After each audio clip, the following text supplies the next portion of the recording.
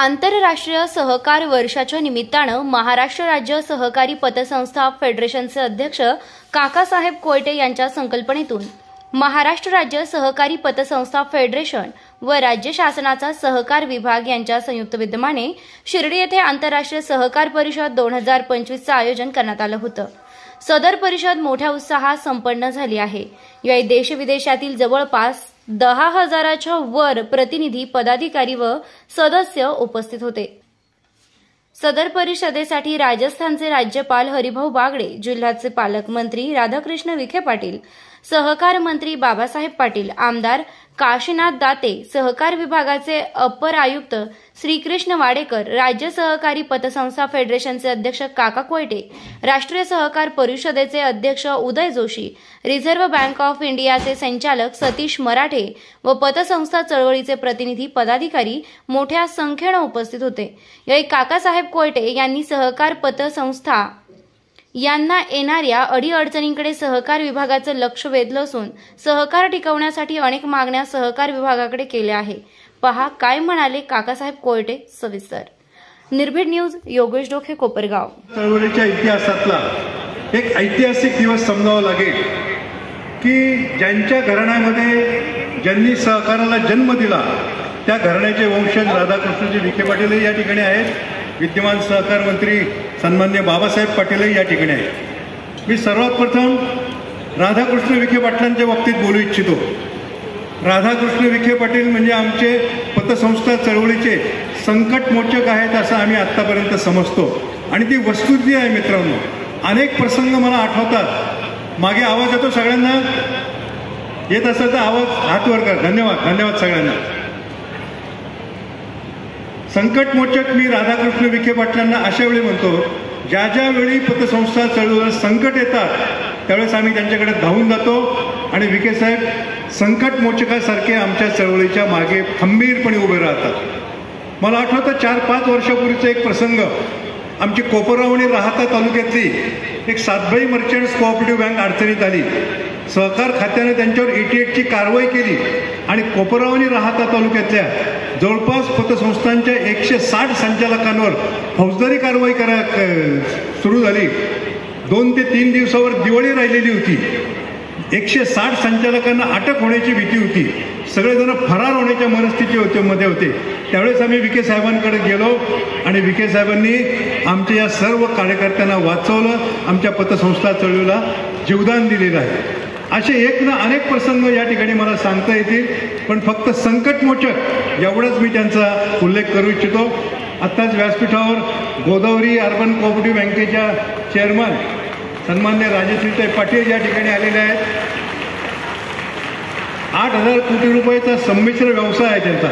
साहेब, एकाचड एक दिग्गज व्यासपीठावर आहे। तुम्ही जर रकमेमध्ये मोजले 50,000 कोटी रुपयांचे चेअरमन या ठिकाणी व्यासपीठावर आहे।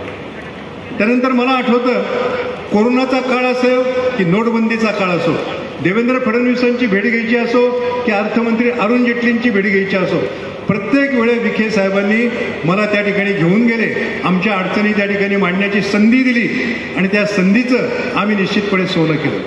साहेब, आज आपल्याच उपस्थितीमध्ये सन्मान्य सहकार मंत्री या ठिकाणी उपस्थित आहेत। पाटील साहेब, राधाकृष्ण विखे साहेब आमचे संकटमोचक आहे। तेव्हा आम्ही ज्या काही मागण्या आपल्याकडे करणार आहोत ते राधाकृष्ण विखे पाटील जो आदेश देतील तो आपण मान्य करावा अशी मी आपल्याला नम्र विनंती करतो। खरं तर आम्ही ठरवलं होतं मित्रांनो, या आंतरराष्ट्रीय सहकार वर्षामध्ये सहकार खात्याकडे वाडेकर साहेब काही मागायचं नाही।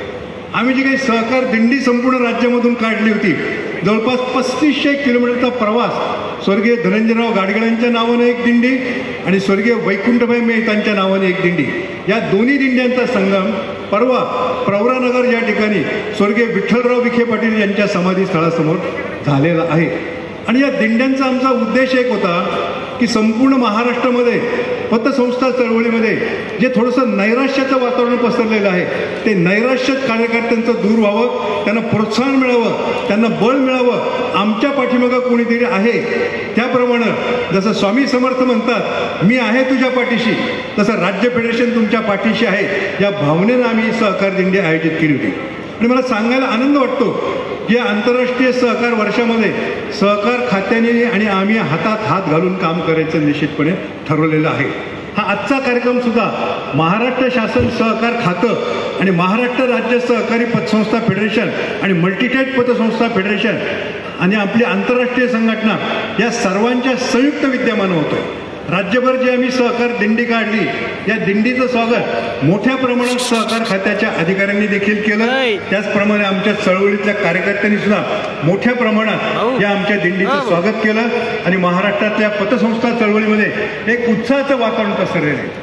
खरं तर या आंतरराष्ट्रीय सहकार वर्षामध्ये आम्ही ठरवलं होतं की सहकार खात्याकडे काही मागायचं नाही, परंतु सहकार मंत्री व्यासपीठावर आहेत, अप्पर आयुक्त व्यासपीठावर आहेत, तर मला थोडासा मोह आवरत नाही आणि माझ्या सगळ्या संचालकांनी सांगितलं आपल्या काही मागण्या का होईना आपण जरूर सहकार मंत्र्यांसमोर निश्चितपणे मांडाव्यात. या मागण्या मांडित असताना मी एवढंच सांगू इच्छितो पाटील साहेब की सहकार खात्याशी आमचे मतभेद आहेत, वादही कधी कधी होतात आमचे, परंतु सहकार खात्याला आम्ही आमच्या मायबापाच्या रूपामध्ये बघतो आणि लेकरानं मायबापाकडे नाही रडायचं तर कोणाकडे रडायचं साहेब. तर हा जो आमचा आक्रोश आहे थोडाफार हा सहकार मंत्र्यांनी ऐकून घ्यावा अशी मी साहेब आपल्याला विनंती करतो.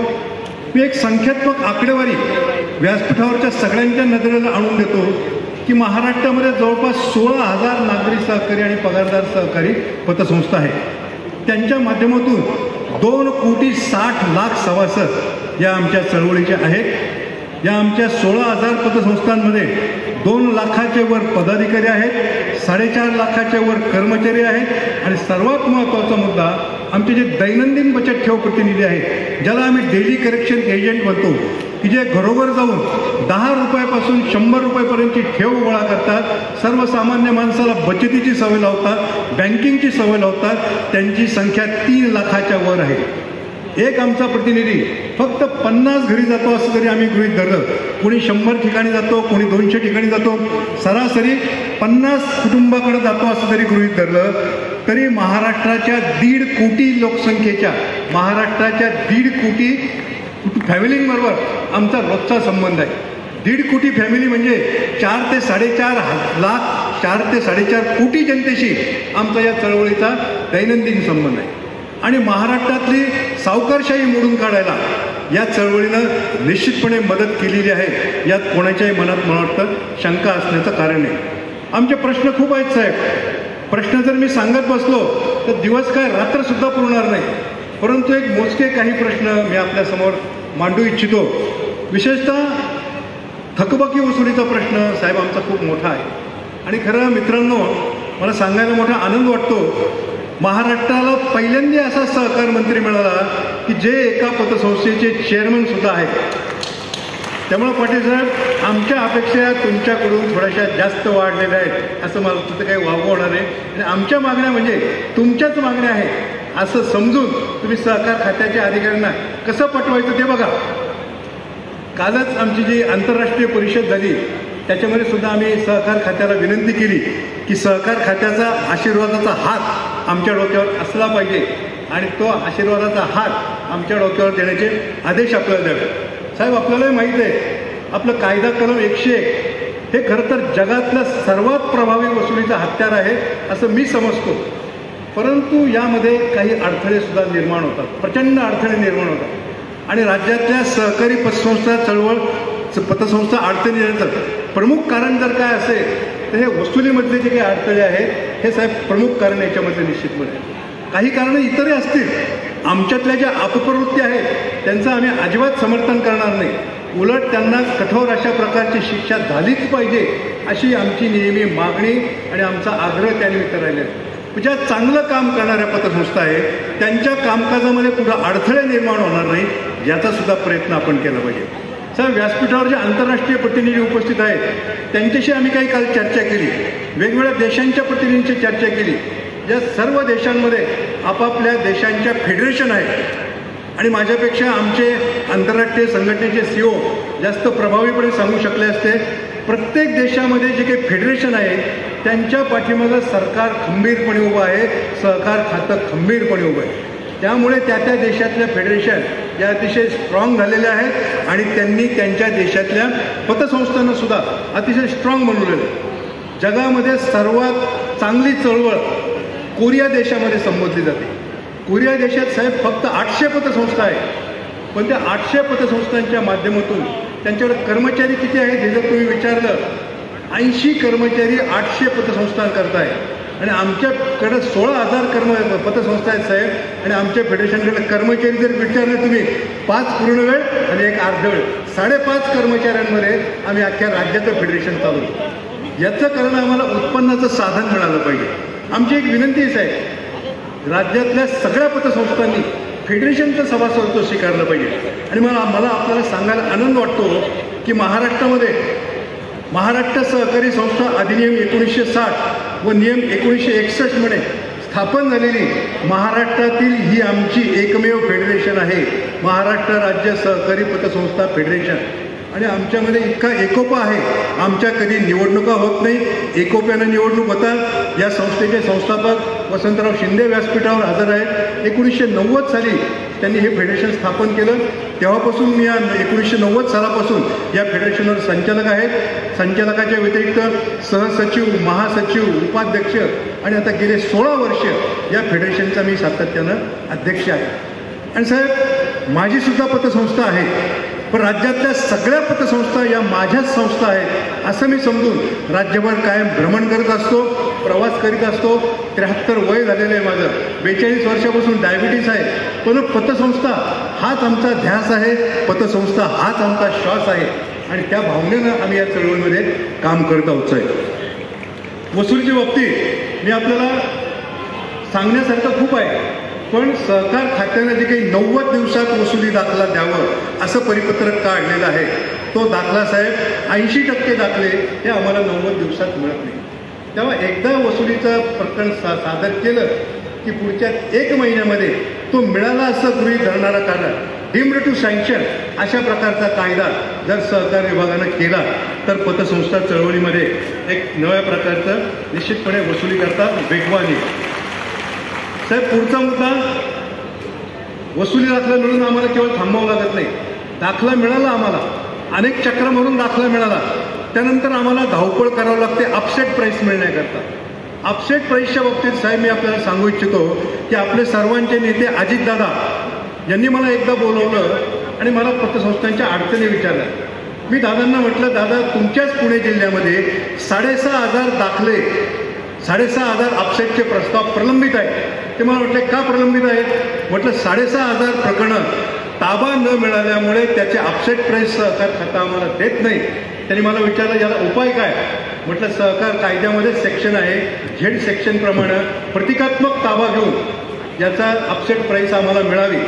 दादांनी समोर सहकार आयुक्त होते, सहकार आयुक्तांना विचारलं, काका म्हणतात ते बरोबर आहे का? आयुक्त साहेब म्हटले बरोबर आहे. मग दादांनी आयुक्तांना विचारलं किती दिवसात परिपत्रक काढतात? आयुक्त म्हटले 10-12 दिवसात काढतो.